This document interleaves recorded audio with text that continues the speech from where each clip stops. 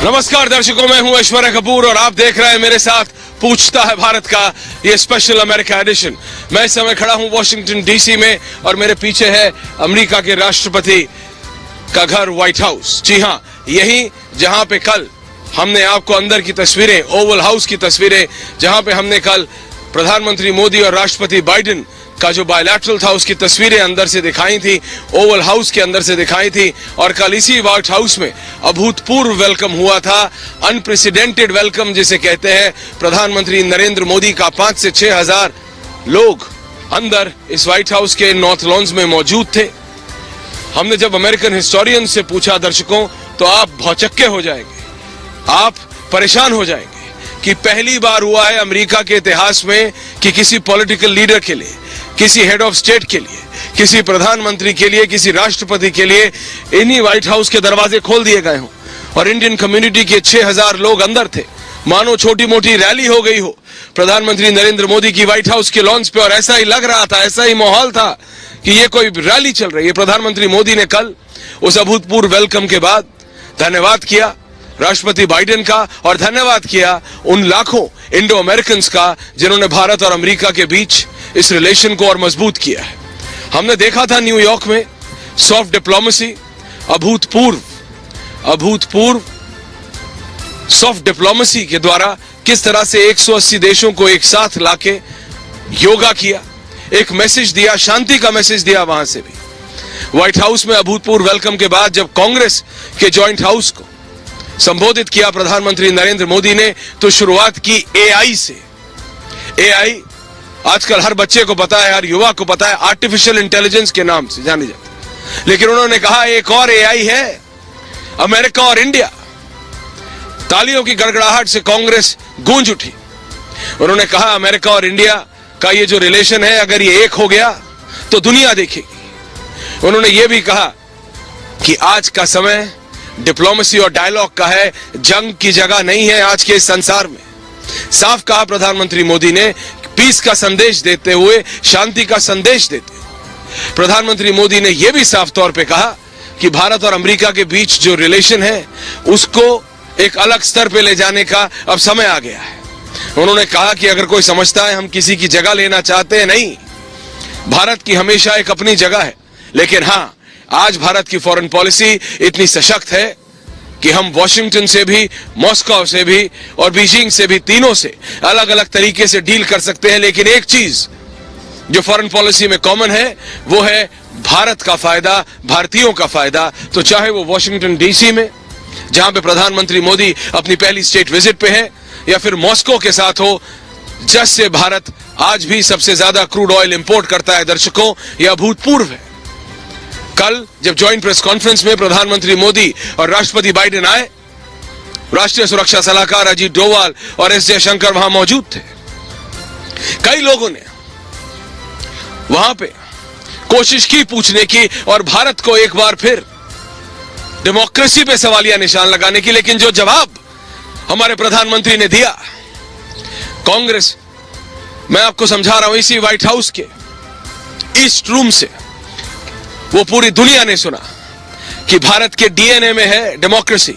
आपके और हमारे डीएनए में डेमोक्रेसी है, तो भारत को ना सिखाएं डेमोक्रेसी क्या होती है। और खासकर वो देश जो चरमपंथी रेडिकलाइजेशन और टेररिज्म को किसी ना किसी तरह से सपोर्ट करते हैं। और उसी बात पे अमेरिका के राष्ट्रपति जो बाइडेन ने भी कहा कि हां, भारत और अमेरिका दोनों के डीएनए में डेमोक्रेसी है, तो उन सबको वो जवाब मिल गया। आज इसी पे है, मेरे पास एक पैक्ड हाउस है, क्योंकि भारत और इंडिया का रिलेशन अब $190 बिलियन के बायलैटरल ट्रेड से आगे पहुंच गया है। अब बात सिर्फ एक डिफेंस डील की नहीं, जहां पे हम LCA Mark II एयरक्राफ्ट के प्लेन का इंजन ले रहे हैं। अब बात सिर्फ $3 बिलियन ड्रोन डील की नहीं, अब बात सिर्फ सेमीकंडक्टर टेक्नोलॉजी एक्सचेंज की नहीं। हालांकि चीन उससे परेशान है, उस सब के बारे में करेंगे बात, लेकिन पहले ये special report and then I have a packed house special.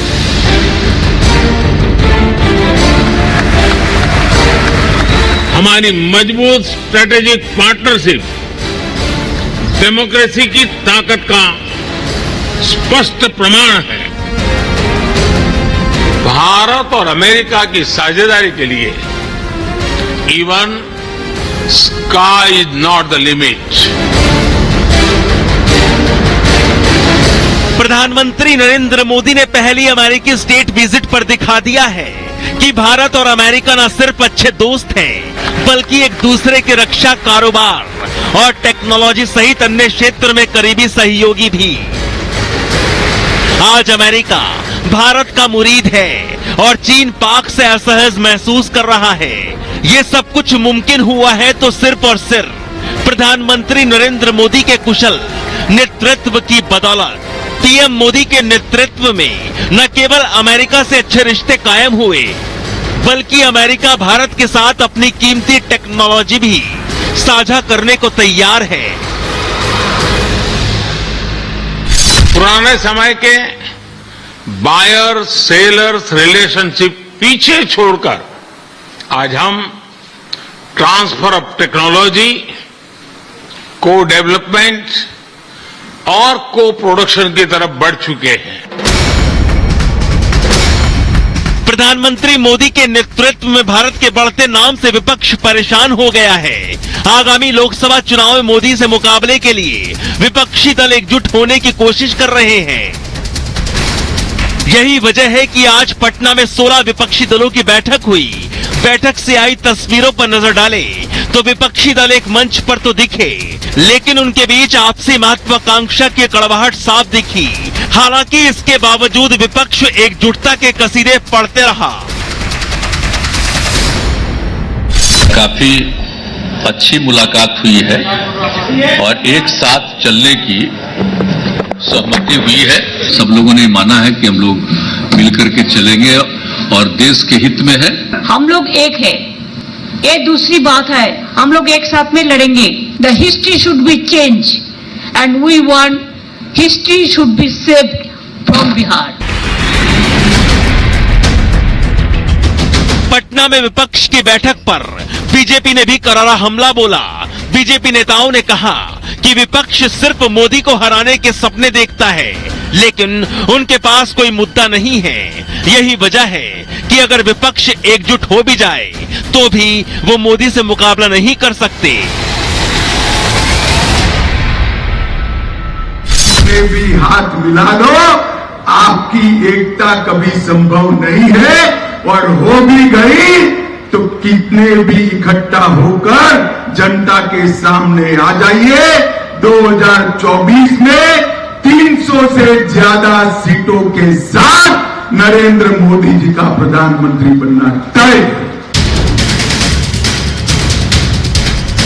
प्रधानमंत्री मोदी एक तरफ अकेले भारत को सुपर पावर बनाने का सपना पूरा कर रहे हैं, वहीं दूसरी तरफ 16 विपक्षी दल मिलकर प्रधानमंत्री मोदी को ही हराने का ख्वाब देख रहे हैं। हालांकि देश की जनता विपक्ष के मंसूबों को कितना सफल होने देगी, ये आने वाले वक्त में साफ हो जाएगा। ऐसे में सवाल है कि क्या विपक्ष के पास मोदी के अलावा कोई और मुद्दा नहीं है? आखिर विपक्ष जनता के हित की सियासत क्यों नहीं करता? और सबसे बड़ा सवाल ये है कि क्या विपक्ष सिर्फ बैठके करेगा या फिर चेहरा भी तय करेगा? पूछता है भारत। बिल्कुल पूछता है भारत। और मेरे साथ एक पैक्ड हाउस है। मेरे साथ भारतीय जनता पार्टी के वरिष्ठ नेता अजय आलोक है। मेरे साथ वरिष्ठ पत्रकार अनंत विजय जी जुड़ेंगे। मेरे साथ पूर्व राजनयिक and foreign expert Ashok Sanjar साहब हैं। समाजवादी पार्टी के राष्ट्रीय प्रवक्ता अनुराग भदौरिया, आम आदमी पार्टी की राष्ट्रीय प्रवक्ता रीना गुप्ता जी, आरजेडी के वरिष्ठ नेता और प्रवक्ता मृत्युंजय तिवारी और वरिष्ठ पत्रकार पंकज शर्मा जी। मैं पहले विपक्ष से पूछना चाहता हूं अजय जी, और फिर आपसे पूछूंगा। जरा बताइए अनुराग भदौरिया जी, रीना जी और मृत्युंजय तिवारी जी कि क्या लगेगा आप सबको एक साथ आने में? पूरा विश्व भारत का या भारत को समर्थन करने के लिए तैयार है, वो रेडी है हमारी नई शक्ति समझने के लिए। अमेरिका पलखे बिछाए बैठा है और वहां पे आप लोग मतलब अनुराग भदौरिया जी, अब आप नहीं आ पाए अमेरिका, तो इसकी खुंदस क्या आप विरोध करके निकालेंगे? आप ही से शुरू करता हूं अनुराग जी, बताइए क्या कल आपने नहीं देखा इसी व्हाइट हाउस कि वो joint press conference east wing से? अनुराग जी, क्या आपने कांग्रेस के संबोधन में 15 बार अमेरिकी सेनेटर्स और कांग्रेसमैन को खड़े होकर अभिवादन स्वीकारते हुए नहीं देखा? अनुराग भदौरिया जी, क्या आपने नहीं देखा उन्हें? एक फोटो और एक हमारे प्रधानमंत्री का, आपके और हमारे सबके प्रधान, सिर्फ एक फोटो और सेल्फी के लिए जैसे बच्चे लाइन लगाते हैं, वैसे इसी जिसे कहते हैं कि दी oldest democracy in the world, इसके सेनेटर्स, इसके लॉ मेकर्स हमारे प्रधानमंत्री के लिए लाइन लगा के खड़े थे। एक सेल्फी दे दो मोदी जी, एक ऑटोग्राफ दे दो मोदी जी। क्या आपको गर्व से आपका सीना चौड़ा नहीं हो जाता अनुराग जी? या अभी भी आपको इसमें राजनीति दिख रही है? प्लीज बताइए। देखिए इसमें मुझे तो कोई राजनीति नहीं दिख रही है। ये हिंदुस्तान आजादी के बाद से इतना सशक्त और मजबूत है कि कोई भी देश का प्रधानमंत्री बाहर जाता है तो विदेश के जो राष्ट्रपति या प्रधानमंत्री या वहां के जो सेनेटर होते हैं हमारे प्रधानमंत्री जी का सम्मान करेंगे, क्योंकि हमारा राष्ट्र मजबूत है, ताकतवर है। इसके पहले भी ऐसे ही देखा गया था, फिर भी देखा जा रहा है, तो अच्छी बात है। लेकिन सवाल उसका अपने देश की भी तो हम सोच लें कि किस तरह से हमारा मणिपुर जल रहा है, क्या उसकी चिंता हम नहीं करें? क्या किसान यहाँ परेशान, उसकी चिंता हम नहीं करें? क्या यहाँ महिलाओं को किस तरह से घसीटा गया, आपने देखा जो पदक जीतने वाली महिलाओं की, उसकी चिंता हम ना करें? आप यहाँ पे जो युवा भटक रहा है रोजगार के लिए, उसकी चिंता ना करें? महंगाई से जो कमर टूट गई लोगों की, उसकी चिंता ना करें? कमाल की बात कर रहे हैं। हम विपक्ष यहाँ पे इस तरह से एक साथ होकर राष्ट्र को बचाने की लड़ाई लड़ रहे हैं, कैसे हमारा लोकतंत्र सुरक्षित रहे, कैसे संविधान सुरक्षित रहे। क्योंकि हिंदुस्तान में हमारे वैचारिक मतभेद हो सकते हैं दलों से, लेकिन हमारा मतभेद किसी के साथ नहीं है। लेकिन जब राष्ट्र की बात आती है तो हम सब एक साथ खड़े हैं, क्योंकि राष्ट्र का मसला है ये। और भारतीय जनता पार्टी को तो हमारी चिंता ना करके उनको जनता की चिंता। पटना में आप मणिपुर की तो चिंता कर रहे थे, ज्यादा कर रही है। पटना में अच्छी बात, पटना में अनुराग भदौरिया जी, लालू जी मणिपुर की कितनी चिंता कर रहे थे, वो पूरे देश ने देखा है। वो पूरे देश ने देखा अनुराग भदौरिया जी कि लालू जी को कितनी चिंता है मणिपुर की।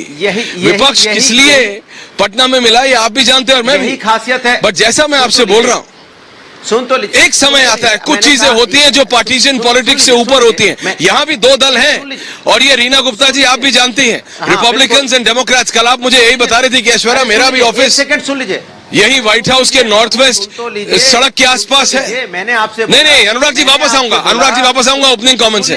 रीना जी प्लीज आप मुझे बताइए, जब रिपब्लिकन्स और डेमोक्रेट्स दोनों एक साथ मिलकर प्रधानमंत्री मोदी का स्वागत कर सकते हैं, तो क्या हम सही को सही नहीं बोल सकते?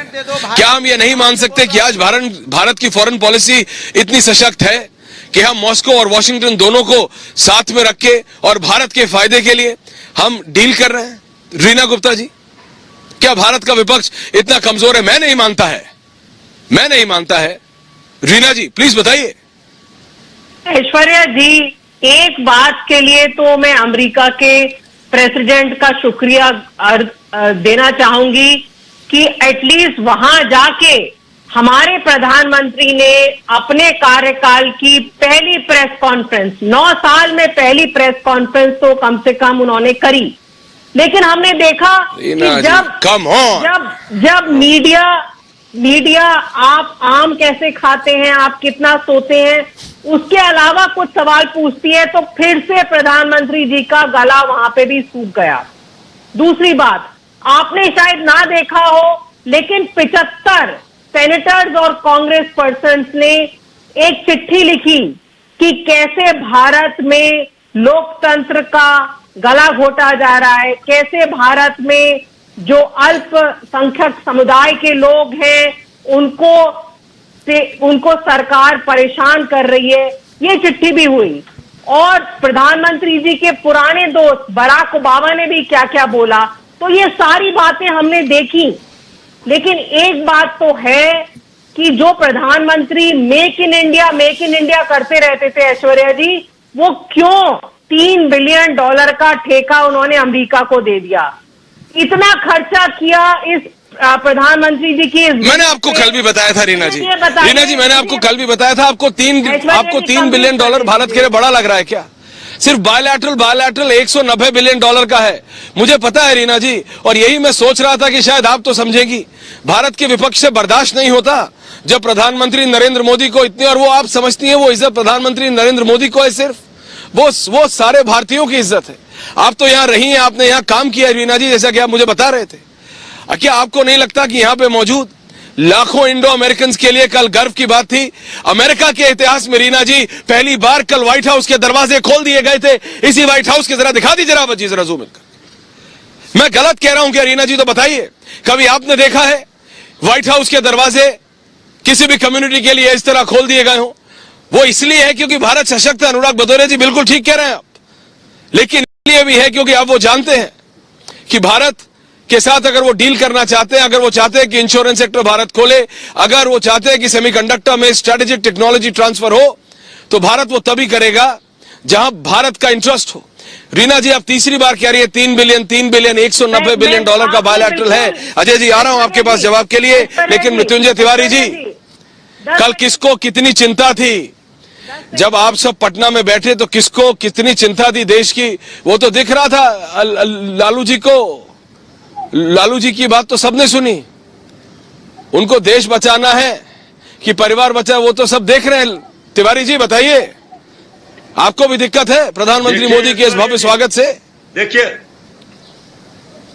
देखिए ऐश्वर्या जी, अगर मैं तो देख ही ना रहा हूं, बताइए। प्रधानमंत्री जी का किसी देश में किसी भी विदेशी धरती पर अगर हमारे देश के माननीय प्रधानमंत्री का सम्मान होता है तो पूरे देशवासियों का सम्मान बढ़ता है, पूरे देश का यह सम्मान है।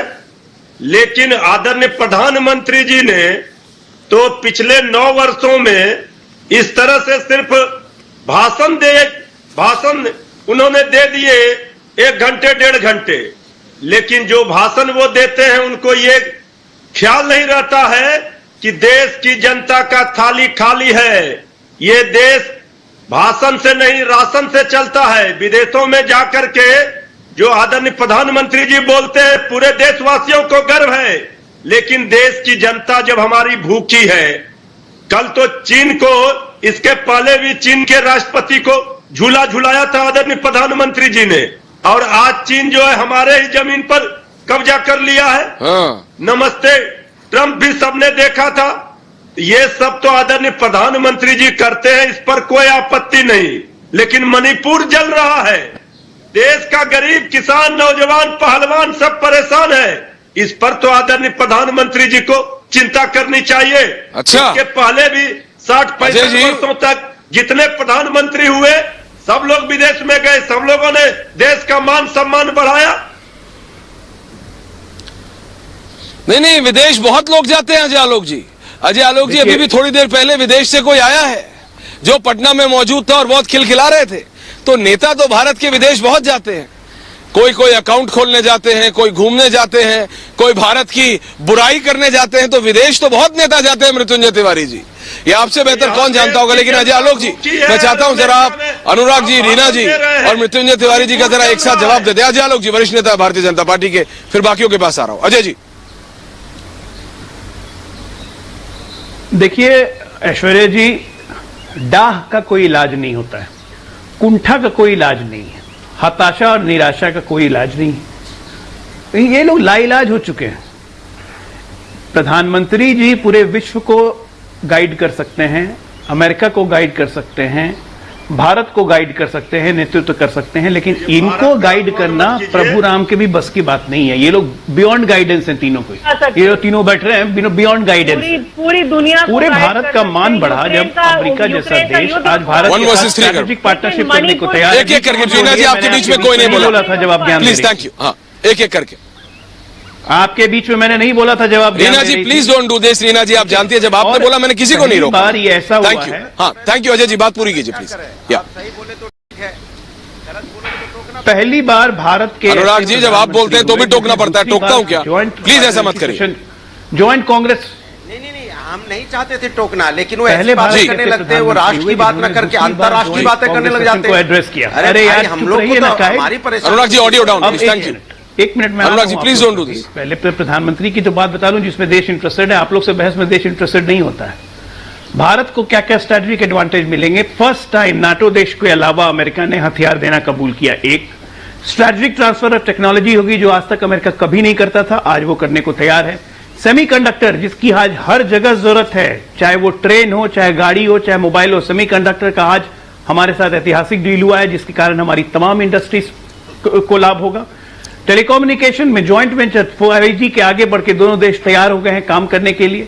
डिफेंस डील में आज हमारे पास जी के इंजन बैंगलोर में मैन्युफैक्चरिंग होंगे, जी मैन्युफैक्चर करेगी HAL के साथ। इससे क्या फायदा होगा? हम जो बना रहे हैं अपने तेजस, उसमें ये इंजन लगेंगे और ये दुश्मन की छाती पे दहाड़ेंगे तो आप लोग को दिक्कत होती है उससे। अरे भारत मजबूत हो रहा है, नरेंद्र मोदी भारत के रिप्रेजेंट करने गए हैं। ये नरेंद्र मोदी की जीत नहीं है, ये भारत की जीत है। अगर आप अपने आप को भारत का हिस्सा नहीं मानते हो तभी उदास हो सकते हो इससे, नहीं तो भारत का हिस्सा जो भारतीय अपने आप को मानेगा वो गर्वान्वित फील करेगा। और ये हुआ है क्योंकि कूटनीति बहुत मजबूत है। कूटनीति समझते हैं आप लोग? कूटनीति नहीं समझते हैं आप लोग, घटिया राजनीति से समझते हैं। कूटनीति का मतलब होता है कि आज इस समय में, इस क्राइसिस के समय में, जब रूस और यूक्रेन का युद्ध चल रहा है, हम रूस के खिलाफ नहीं गए, एक बार भी वीटो नहीं किया, एक बार भी वोटिंग नहीं की, और हमारे कहने पे रूस ने यूक्रेन युद्ध रोक दिया ताकि हम अपने 23,000 बच्चों को निकाल के ला पाए वहां से। उसमें हमने पाकिस्तान की मदद की। आज उस समय में जब हमने रूस के साथ हम तेल खरीद रहे हैं, उसके साथ साथ हम अमेरिका से भी डील कर रहे हैं, जबकि दोनों कैसे दुश्मन हैं ये हमें बताने की जरूरत नहीं है। तो ये होती है डिप्लोमेसी की ताकत। क्वाड फॉर्म करके आज चाइना की नाक में नकेल हम डाल रहे हैं, और आप एक थे जो चाइना को अपनी जमीन दे दिया, अपने अक्साई चीन का, जो आज हमारे सर पे खड़ा है। तिब्बत रिकॉग्नाइज कर लिया चाइना का, तो हमसे बॉर्डर तक नहीं लगता था। ये थी कांग्रेस पार्टी, ये थे जवाहरलाल नेहरू जी के पॉलिसी डिसीजन पंचशील करके। तो इससे देश को सिर्फ नुकसान हुआ है। अब आते हैं जरा विपक्षी गठबंधन पे। क्या गठबंधन है साहब? जो ज्यादा जोगी मठ उजाड़ जिसकी कहानी नहीं है वही हो गया। मठ बनने से पहले उजाड़ना शुरू। अरविंद केजरीवाल दिन भर गए, खाना वाना गुलाब जामुन खा के प्रेस कॉन्फ्रेंस से भाग गए। सीताराम येचुरी को बोलने बोला गया, ममता दीदी उठ के भाग गई, कहीं की थंडर स्टॉर्म थंडर स्टॉर्म नहीं। सीताराम रिलैक्स एक एक करके 30 मोर सेकंड अजय जी बोलिए। रोका गया, फिर उमर अब्दुल्ला को बुलवाया गया, तब तक ममता जी उठ के चली गई।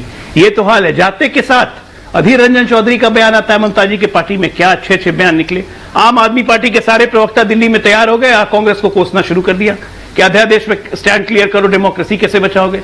अखिलेश यादव चुपचाप बैठे रहे। नीतीश जी का धन्यवाद है, हम लोग सब मिलके रहेंगे, लेकिन एक बार भी ये नहीं कहा ऐसा दूध बनाओ जिसमें सबसे पहला दूध तो फट गया आम आदमी पार्टी का। ये दूध जब तक गलती से तैयार हो गया ना, बटने लगेगा ऐश्वर्या जी, जब सीट बंटवारे की बारी आएगी तो सर फुटोवल हो जाएगा इनका। ये लोग आज 15 के 15 दल नहीं, वो तो हो नहीं सकता। देखिए सीट बंटवारा तो हो नहीं सकता, लेकिन डोमेस्टिक पॉलिटिक्स नहीं। अजय जी मैं आपकी बात समझ रहा हूँ, लेकिन मैं सच में अशोक सजना जी, आनंद विजय जी, पंकज जी आ रहा हूँ, एक सेकंड, अनुराग जी आ रहा हूँ, लेकिन मैं अशोक सजना साहब के पास जा रहा हूँ। फॉर्मर डिप्लोमेट है, फॉरेन पॉलिसी एक्सपर्ट है।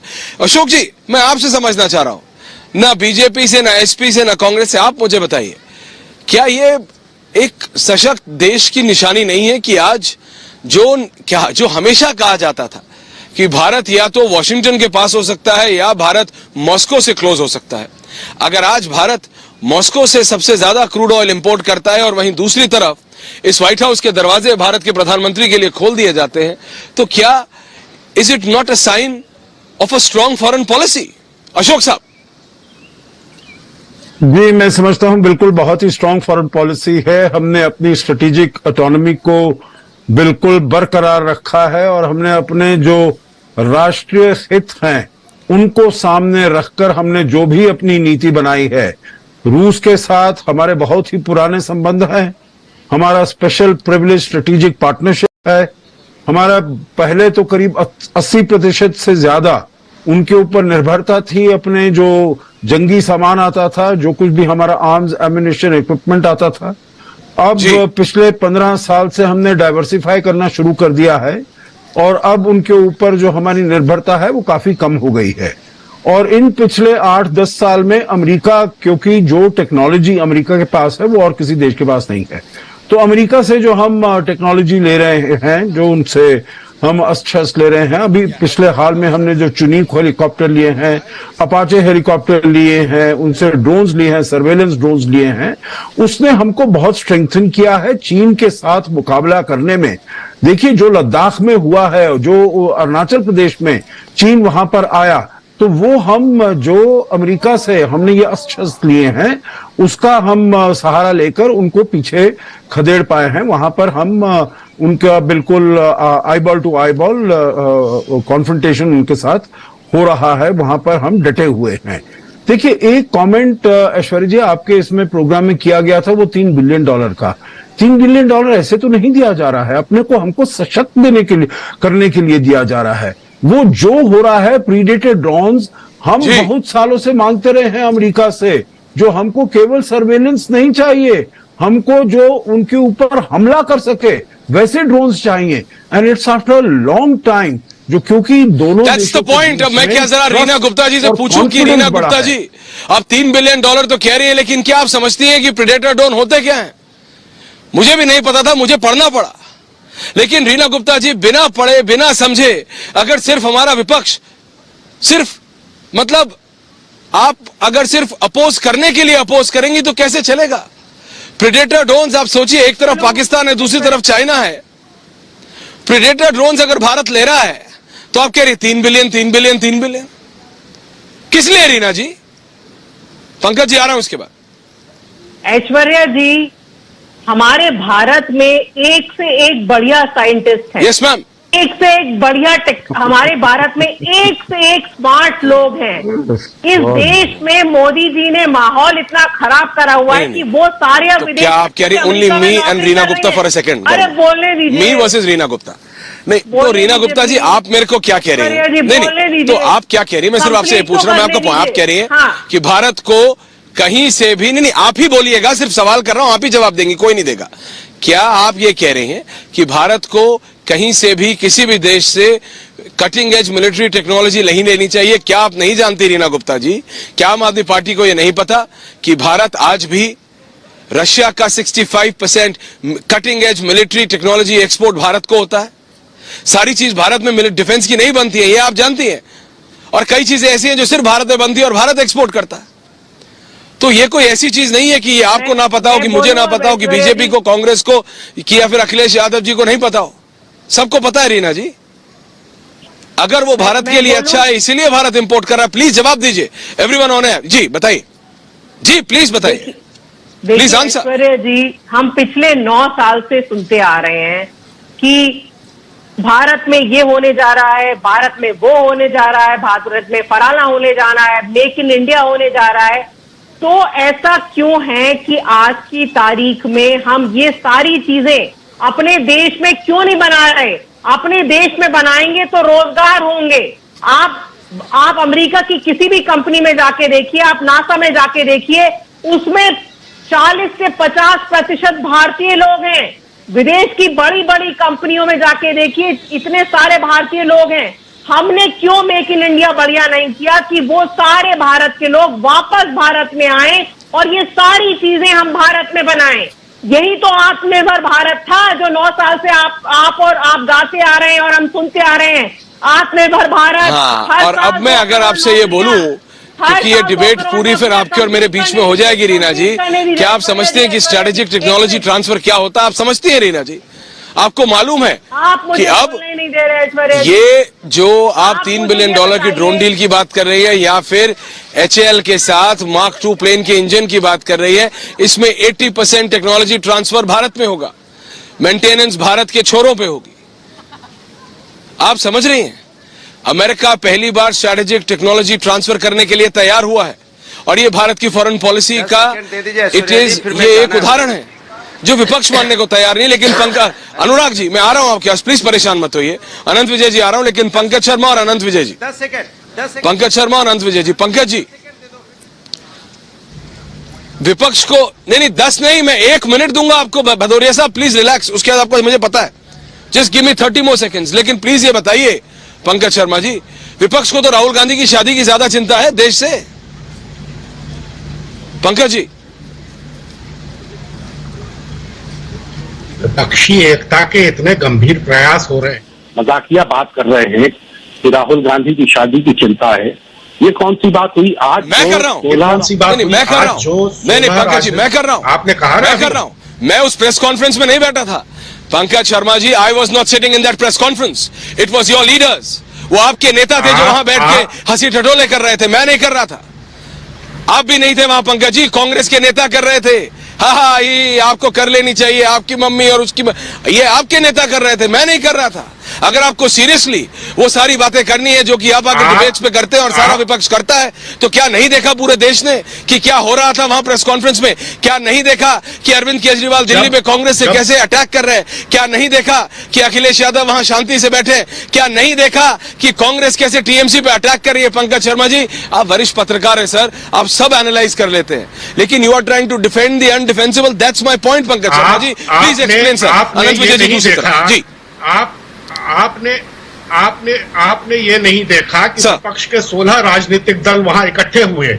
आपने ये नहीं देखा कि विपक्ष के जो 16 राजनीतिक दल वहां इकट्ठे हुए, संसद में उनके 230 सदस्य हैं। आपने ये नहीं देखा कि इन 16 विपक्षी राजनीतिक दलों के देश भर में 1,500 के आसपास विधायक हैं। आपने ये नहीं देखा कि पूरे देश में एक अखिल भारतीय उपस्थिति इन विपक्षी दलों की है। आपने ये नहीं देखा कि जहां जहां इन विपक्षी दलों की उपस्थिति है वहां वहां भारतीय जनता पार्टी का कोई नामो निशान नहीं है। आपने ये नहीं देखा कि जब 2024 के चुनाव आएंगे तो किस तरह विपक्ष के ये सारे राजनीतिक दल मिलकर 450 सीटों पर एक सर्वसम्मत प्रत्याशी खड़ा करेंगे। तो भारतीय जनता पार्टी को इस बार 200 that's the point. मुश्किल हो Now here you get stuck. अनंत विजय जी, नहीं Pankaj ji, this is the point where you get stuck. यहाँ पे आप आके फंसते हैं। अभी तक मैं शांत था क्योंकि आप बिल्कुल ठीक, आप फैक्ट्स रख रहे थे। देखिए फैक्ट्स होता है पंकज शर्मा जी, उसको ना आप गलत ना मैं गलत, फैक्ट्स थे बिल्कुल ठीक था, लेकिन यहीं पे आके फंसते हैं। सब सहमति से नहीं है, सहमति से नहीं है, ये आप भी जानते हो और मैं भी। अनंत विजय जी और उसके बाद अनुराग भदौरिया जी को बोलना है जी। अनंत विजय जी जवाब दे रहे हैं पंकज शर्मा जी का। अनंत जी। मैं ऐश्वर्या जी, मैं बहुत देर से बहुत धैर्यपूर्वक नेताओं के और पत्रकारों के वक्तव्य सुन रहा था। बैंकरप्सी ऑफ आइडियाज विपक्ष के पास। लालू यादव जी संसद में एक बात कहा करते थे, बेमेल बियाह कपार भर सिंदूर।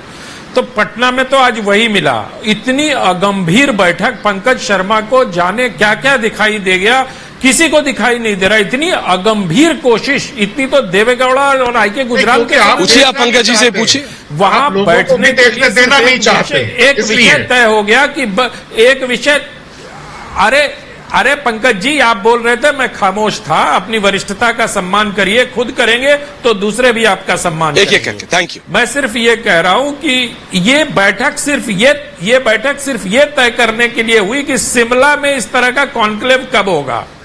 और आपने देखा, क्या उम्मीद कर सकते हैं। मैं ठीक कह रहा हूं, मतलब कोई गंभीरता पूरी बैठक में दिखाई नहीं दी। आज विपक्ष के लोगों को बड़ी तकलीफ हो रही है कि मणिपुर जल रहा है। क्या मणिपुर के प्रॉब्लम की लेगेसी पिछले 9 साल की है, या विपक्ष ने मणिपुर को ठंडा करने के लिए क्या किया? ये बताइए मुझे, कौन सी पहल की, कौन सा आंदोलन किया, कौन से प्रदर्शन किए? सिर्फ ट्विटर पर और टीवी स्टूडियो से मणिपुर की प्रॉब्लम सॉल्व होगी? जो कुकी, मैती और जू की समस्या है वो क्या आज की समस्या है? उसको भी डिप्लोमेटिकली हल करना पड़ेगा। और वो कोई जादू की छड़ी नहीं है कि एक दिन में घुमाया जाए और मणिपुर की समस्या शांत हो जाएगी। पहलवानों का क्या हुआ? हश्र, आपस में ही दोनों एक दूसरे से लड़ रहे हैं। आज विनेश फोगाट ने बजरंग पुनिया पर क्या आरोप लगाए, दूसरे ने किस पे क्या आरोप लगाए, आप सब लोग देख रहे हैं। लेकिन चूंकि राजनीति करनी है, विपक्ष को करना चाहिए, उनका अधिकार है, लेकिन जिस प्रकार के आइडियाज पे राजनीति कर रहे हैं उससे मुझे लगता है कि ये उनके दिवालियापन। और बात करते हैं, आप लोग अभी देखा आपने, राहुल गांधी जब गए थे अमेरिका तो किसने उनको होस्ट किया था? वहां पर क्या क्या हुआ? इंडियन अमेरिकन मुस्लिम एसोसिएशन के बारे में आप लोग जानते हैं। मेरे पास उसके पोस्टर्स हैं जिस पर आकार पटेल, अजीत शाही जैसे लोगों ने बैठ के वो सारी संरचना रही कि जो बिडेन को क्या क्या पूछना चाहिए।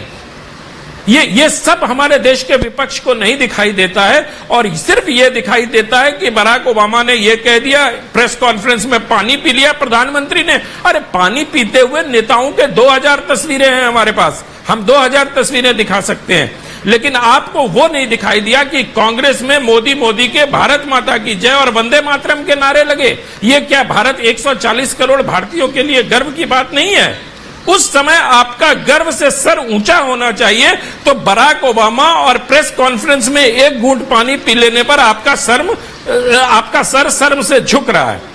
मुझे तो विपक्ष के इन दलीलों पर मुझे मतलब हंसी भी नहीं आ सकती है। ये जो मतलब बचकानी हरकतें हैं, ये विपक्ष को कहां लेके जाएगा? हम समझ रहा हूं अनंत विजय जी, मैं आपकी भावनाओं को समझ रहा हूं। लेकिन रीना गुप्ता जी, मैं चाहता हूं इसमें रीना गुप्ता जी, अजय आलोक जी, आ रहा हूं सीधा इसके बाद। रीना जी, ऐश्वर्या जी, नहीं, रीना जी कुछ कहना चाहती, रीना गुप्ता जी 10 सेकेंड अभी बस 10 सेकंड। ओके, बोलिए प्लीज बोलिए। अभी डॉक्टर अजय आलोक ने एक बहुत अच्छी बात कही। उन्होंने कहा कि डाह, ये बिहार का शब्द है, डाह और कुंठा का कोई इलाज नहीं है। तो मुझे लगता है कि वो बिल्कुल ठीक कह रहे हैं। वो डॉक्टर हैं लेकिन वो मनोचिकित्सकों वाली बात कर रहे हैं।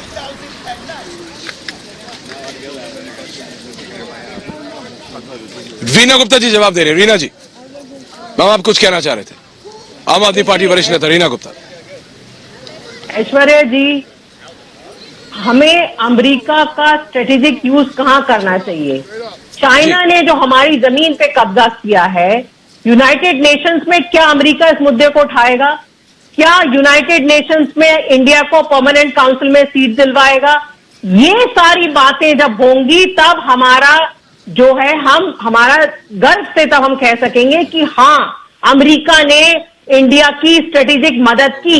इस समय अमेरिका को क्या दिख रहा है? 140 करोड़ का बाजार दिख रहा है, 140 करोड़ लोगों का बाजार दिख रहा है। और आपने बहुत बढ़िया बोला भी कि इंडिया इंश्योरेंस इंडस्ट्री तब खोलेगा अमेरिका के लिए जब अमेरिका हमारी कुछ बात मानेगा। और यही कारण है कि उन्होंने लाल कारपेट बिछा के मोदी जी का स्वागत किया, क्योंकि उनको दिख रहा है कि फ्यूचर जो है, फ्यूचर में 140 करोड़ इंडियंस का जो मार्केट है उस पे वो कब्जा करना चाहते हैं। अगर हम मेक इन इंडिया करें अच्छी तरह से तो वो सारी चीजें हम अपने आप अपने देश में बना सकते हैं, भारत को आत्मनिर्भर बना सकते हैं। यही हमारी स्ट्रेटेजिक फॉरेन पॉलिसी होनी चाहिए कि हम ज्यादा से ज्यादा चीजें खुद बनाएं और हम फिनिश प्रोडक्ट्स को एक्सपोर्ट करें। ऐसा वहां पे कोई डिस्कशन हुआ, मैंने तो कुछ नहीं देखा कि ऐसा कोई डिस्कशन हुआ हो। इंडिया को कोई स्पेशल स्टेटस मिला हो कि अमेरिका जो है इंडिया से स्पेशल कुछ चीजें परचेज करेगा, ऐसा कुछ मुझे नहीं दिखा। मुझे बस ये दिखा कि जो अमेरिका की कंपनीज हैं उनको दिख रहा है कि भारत का जो सबसे बड़ी पॉपुलेशन है 140 करोड़ लोगों की और फ्यूचर में बहुत बड़ा मार्केट है, यही कारण है कि ये सारा जो रेड कारपेट का वेलकम किया गया। उसके अलावा मैंने कुछ नहीं देखा। मैंने ये नहीं देखा कि अमेरिका जो है इस समय चाइना के साथ जो दोस्ती कर रहा है, क्या अमेरिका ने कहा कि वो चाइना पे दबाव बनाएगा कि चाइना को इंडिया से बाहर निकालने में मदद करेगा? उस पे किसी ने कोई भी एक भी वक्तव्य नहीं दिया। हम बड़े खुश हो रहे हैं कि वहां जाके प्रधानमंत्री जी ने बोला। नहीं, अजय आलोक जी, मुझे सिर्फ इतना समझ नहीं आ रहा, I am just unable to understand, क्या भारत के विपक्ष को कल दिखा नहीं the kind of reception the Indian prime minister was given? मतलब अभूतपूर्व वेलकम जो हुआ आज से पहले कभी अमेरिका के इतिहास में हुआ नहीं। Never ever had it happened that the gates of White House were open for any state leader, but it was done. It was done. But the Indian opposition is just not ready to understand. राजनीतिक मोतियाबिंद जब अजय आलोक जी, नहीं ऐश्वर्या जी, राजनीतिक मोतियाबिंद जब हो जाता है ना मृत्युंजय जी के शब्दों में, तो कुछ नहीं दिखता है। फिर वो ना देश दिखेगा, ना मोदी जी दिखेंगे, ना कोई दिखेगा, सिर्फ मोदी विरोध, अंध विरोधी दिखेगा। अभी क्या बोल रही थी कि चाइना को निकालने में भारत की मदद करेगा? चाइना घुसा का है हमारे में जो चाइना को निकालेगा? चाइना तो हमारी जमीन ले जा चुका पहले ही, अक्साई चीन। चाइना हमारे में घुसा कहां? देखिए कांग्रेस और आम आदमी पार्टी की शब्दावली कैसी एक तरह की है कि चाइना हमारी जमीन में घुसा हुआ है। अभी हमारे कांग्रेस के भाई बोल रहे थे इसके पास इसलिए सुनेगा क्योंकि जो आज 15-16 दल इकट्ठा हुए थे उनके पास 230 सांसद हैं। जी नहीं भाई साहब, मात्र 130 सांसद हैं। और सुनिए लिस्ट बताता हूं। Congress 50, DMK 24, TMC 23, JDU 16, NCP 5, RJD 0, Aam Aadmi Party 1, CPI 2, CPM 3, Maale 0, PDP 0, National Conference 0, Shiv Sena Uddhav 0, Sapa 3, JMM 1। ये है लिस्ट। 230 नहीं 130। नेशनल टीवी पे झूठ नहीं बोलना चाहिए, कांग्रेस को पहले ये पता रहे। राजनीतिक हैसियत क्या है आप लोग की भाई? इकट्ठा हुई है ना, हम तो चाहते हैं इकट्ठा हुई, हमको उसमें लिए आज बहस ही नहीं करनी है। हमारा मुद्दा है जो हर भारतीय का मुद्दा है कि देश सशक्त हो रहा है। प्रधानमंत्री जवाब दीजिए। आज भारत हो चाहे रूस हो चाहे कोई देश हो, ऑस्ट्रेलिया हो चाहे, किसी के लिए मोदी जी बॉस होते हैं। कोई मोदी जी का ऑटोग्राफ लेना चाहता है, कोई मोदी जी के साथ फोटो खिंचाना चाहता है, कोई भारत के साथ कदम से कदम मिलाना चाहता है, तो उसमें आप लोग के पैर के नीचे की जमीन खिसकती है। उसमें हमारी समस्या नहीं है, यह आपकी समस्या है भैया। राजनीतिक लकवा भी लग चुका है क्योंकि जनता का समर्थन जा रहा है। अब राजनीतिक मोतियाबिंद भी ऊपर से हो गया, आगे से कुछ दिखेगा भी नहीं। अब मुझे आश्चर्य है कि इतना पढ़े लिखे होने के बाद भी लोग के इस तरह से ख्याल आते हैं कि स्ट्रैटेजिक ट्रांसफर और टेक्नोलॉजी क्या होती है ये नहीं पता है। जो चीज हमारे पास नहीं है, पहली बार अमेरिका जवाब देना आपको। मृत्युंजय तिवारी आरजेडी आपको जवाब दे रहे मृत्युंजय जी। या इनसे बोलिए तिवारी जी। ऐश्वर्य जी, इनसे पूछिए हमारे डॉक्टर साहब भाजपा के प्रवक्ता महोदय, आप ही सीधा पूछ लीजिए ना कि चीन के भी वाशिंगटन जाना चाह रहा झूला झूले थे ना। हाँ पूछिए ना अजय जी से। अरे वो जमीन कब्जा कर लिया चीन ने हिंदुस्तान का, तो भाषण तो बहुत अच्छा लगता है, लेकिन गरीबों का लालू जी की नौकरी नहीं है कि कब्जा कर लेगा। विपक्ष को है, गरीबों की चिंता है, ये लड़ाई रेलवे की नौकरी नहीं है कि कब्जा कर लेगा। लड़ाई है सच और झूठ की। हाँ, गरीबी, पैसा देकर नौकरी लेना गरीबी की लड़ाई है। विश्व में पैसा देकर नौकरी देना गरीबों की लड़ाई है। ऐश्वर्या जी समझिए, गरीब ये मोदी ऐश्वर्या जी समझिए, गरीब क्या होता है। पैसा देकर नौकरी लेना गरीबों की लड़ाई है, और बीजेपी शराब घोटाला करके जेल में रहना गरीबों की लड़ाई है। ये बीजेपी भारत लंबोर्गिनी चलाना समाजवाद है। वाह रे वाह, समाजवादी है गरीबों की लड़ाई लड़ने वाले। अरे वाह, देख लिया आपने कैसा बैठक। ऐश्वर्या जी, गरीबी का नया डेफिनेशन है। सब लोग एकजुट नहीं हो। अरे रेलवे की नौकरी देके जमीन लेना गरीबों की लड़ाई है। भारत देख रहा है, देश देख रहा है मृत्युंजय जी। चारा घोटाला में सजा पाना गरीबों की लड़ाई है। मॉल घोटाला गरीबों की लड़ाई है। बीजेपी की है ना रीना जी, शराब घोटाला करके जेल में रहना गरीबों की लड़ाई है। शिक्षा घोटाला करके रहना गरीबों की लड़ाई है। शीश महल बनवाना 200 करोड़ का गरीबों की लड़ाई है। है कि नहीं? 8 लाख के पर्दे लगवाना गरीबों की लड़ाई है। 20 लाख का 4 लाख का कमोड लगवाना शांति से प्लीज, गरीबों की लड़ाई है। शांति से please relax. Ajay ji, Mrityunjay Tiwari please relax, please relax. Reena Gupta ji ending comments coming to you, Aam Aadmi party. या बोलिए रीना जी। क्या गरीबों की लड़ाई लड़ रहे हैं भैया ये। आराम से मृत्युंजय जी, आराम। हाँ बोलिए रीना जी। एक अजय आलोक जी को सुन के कहावत याद आ रही है, वो कहते हैं ना, नया मुल्ला प्याज ज्यादा खाता है। वही आज स्थिति अजय आलोक जी की मेरे को नजर आ रही है। जहां तक अमेरिका की विजिट की बात है, मैं ये कहूंगी, अगर अमेरिका से कोई पॉजिटिव चीज लेके आते मोदी जी, भारत के लिए स्पेशल स्टेटस लेके आते, यूएन के लिए कोई स्पेशल स्टेटस लेके आते तो बहुत खुशी होती। और स्पेशल स्टेटस अमेरिका कहाँ देता है भैया? अरे अमेरिका कब स्पेशल स्टेटस देता है? क्यों चाहिए हमें स्पेशल स्टेटस? क्या बेकार की बातें कर रही हैं आप? तभी एक्सपोर्ट बढ़ता है। क्या बेकार की बातें कर रही है? Special status, most favoured nation का स्टेटस हमारे पास ऑलरेडी है। हमने भी दिया हुआ, अमेरिका ने भी दिया हुआ है। डिप्लोमेसी समझती भी है आप? डिप्लोमेसी का डी समझती नहीं है, बात कर रही हैं आप। मोस्ट फेवर्ड नेशन का स्टेटस सिर्फ दिया जाता है व्यापार के मामले में। हमने भी अमेरिका को दिया हुआ, अमेरिका ने हमको दिया हुआ है। 190 वाले पार के लिए क्या पाया कीजिए, आपको कुछ नहीं पता है। डिप्लोमेसी का डी नहीं जानती हैं। स्पेशल स्टेटस क्या होता है? मोस्ट फेवर्ड नेशन का स्टेटस होता है, MFN।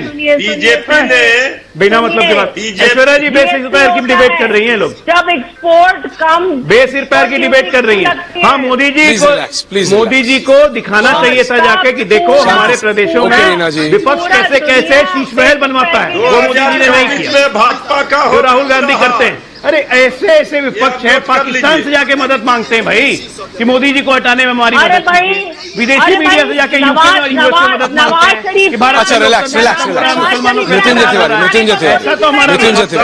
Mrityunjay Tiwari ending comments. Pankaj Sharma first. Ajay ji please, Reena ji please, ऐसा मत कीजिए। जब आप लोग बोलते हैं तो मैं फिर किसी को नहीं बोलने देता। Please Pankaj Sharma ji ending comments. Anand Vijay ji आ रहा हूँ। पंकज जी। नरेंद्र भाई मोदी को अमेरिका ने राजकीय यात्रा पे बुला लिया, जैसे पता नहीं क्या हो गया। अरे अमेरिका कब किसको क्यों राजकीय यात्रा पे बुलाता है ये हम सब लोग जानते हैं। अमेरिका ने चीन के 3 नेताओं को राजकीय यात्रा पे बुलाया, ये भी तीसरे हैं। अमेरिका ने पाकिस्तान के भी 3 नेताओं को राजकीय यात्रा पे बुलाया, और मैं आपको बताऊं कि उनमें से एक अयूब खान साहब को तो 5 साल के भीतर 2 बार राजकीय यात्रा पे बुला लिया। और अमेरिका ने समाजवादी मानवतावादी नेहरू को कभी राजकीय यात्रा पे नहीं बुलाया। उन्होंने सेकुलर प्रो-पुअर इंदिरा गांधी को कभी राजकीय यात्रा पे नहीं बुलाया। उन्होंने लिबरल इनोवेटिव राजीव गांधी को कभी राजकीय यात्रा पे नहीं बुलाया। और तो और उन्होंने राष्ट्र धर्म की वकालत करने वाले आदरणीय अटल बिहारी वाजपेयी जी को भी कभी राजकीय यात्रा पे नहीं बुलाया। तो राजकीय यात्रा पे बुला लिया, इसका इतना जश्न मत मनाइए, इतना नृत्यमग्न होने की जरूरत नहीं है। सही कहा जा रहा है कि आखिरकार इससे देश को वो आपका परसेप्शन हो सकता है। वो बताइए। अनंत विजय जी, अनंत विजय जी नहीं वो है क्या? अगर अब मैं आपको हिस्ट्री का लेसन देने लगूं, अब मैं आपको कोल्ड वॉर के बारे में बताने लगूं, वो सब एक अलग चला जाएगा। एंडिंग कमेंट्स अनंत विजय जी। मैं तो ऐश्वर्या जी यही देख रहा हूं कि मतलब हो क्या रहा है। राजकीय यात्रा पर जाने की बात तो कोई कर ही नहीं रहा है। बात इस प्रकार की हो रही है कि 140 करोड़ भारतीय का प्रतिनिधित्व करने वाले एक व्यक्ति को आज ऐसा तो हुआ नहीं, जितने तमाम विशेषणों के साथ पूर्व प्रधानमंत्रियों के नाम गिनाए गए, उन्होंने भी वहां जाके लोगों को संबोधित किया। लेकिन अभी आप लोग इंतजार करने को क्यों तैयार नहीं है? टेक्नोलॉजिकल से, सीईओ से, इन लोगों से B2B बातें अभी होना बाकी है, अभी उसका इंतजार तो करिए। और इसका स्पेशल स्टेटस और यहीं और ब्रेन ड्रेन, ये सब बहुत पुरानी बातें हो चुकी है। मुझे लगता है कोई राष्ट्र दूसरे राष्ट्र को सिर्फ MFN का दर्जा देता है, उस दर्जे पर बात होनी चाहिए। ये कोई बिहार नहीं है ना कि यहाँ अशोक सजदार साहब, भदौरिया साहब, रीना जी, पंकज शर्मा जी, मैं तो सिर्फ ये कह रहा हूँ आप लोग बहस करते रहिए, लेकिन अनंत विजय जी, अगर कल व्हाइट हाउस की वो तस्वीरें आपने देखी है, क्योंकि मैं पर्सनली मौजूद था, मैं कह रहा हूं व्हाइट हाउस वो तस्वीरें सिर्फ प्रधानमंत्री मोदी या बीजेपी के लिए नहीं, वो भारतीयों के लिए था। वो जो सम्मान दिया गया वो हर एक भारतीय को था। और जब राष्ट्रपति बाइडेन ने ये बोला कि ये पहली बार ऐसा हुआ है कि व्हाइट हाउस के ये दरवाजे खोल दिए गए हैं किसी कम्युनिटी के लिए, तो इससे गौरवान्वित सारे भारतीय होते हैं। और यहाँ पे मतलब अमेरिका में मौजूद जो लाखों इंडो अमेरिकन कम्युनिटी के लोग हैं, उन सब की जरा आप इमोशन समझिए जब वो ये देखते हैं कि बायलैटरल डिफेंस डील हो रही है, स्ट्रेटेजिक टेक्नोलॉजी ट्रांसफर हो रहा है, कि जो आप ब्रेन ड्रेन की बात कर रहे थे, अब कोई जरूरत नहीं है, सारी टेक्नोलॉजी हिंदुस्तान आएगी, वहीं पे बाम होगा, वहीं पे सब कुछ होगा। लेकिन विपक्ष को समझना पड़ेगा सीरियसनेस ऑफ मैटर। आपको अपोज करना है, आपको विरोध करना है, करिए, लेकिन सही को तो सही बोलिए। और जब ऐसे अभूतपूर्व सिचुएशन हो तो कम से कम जब विश्व भर, अनंत विजय जी, 180 देश एक साथ आके प्रधानमंत्री मोदी के साथ उनके रिप्रेजेंटेटिव योगा कर सकते हैं, ये 16 पार्टियां देश के लिए साथ नहीं आ सकती? सोचने की बात है। बहुत बहुत धन्यवाद आप सबका। पूछता भारत के स्पेशल वॉशिंगटन एडिशन में बहुत बहुत धन्यवाद। Thank you very much. धन्यवाद।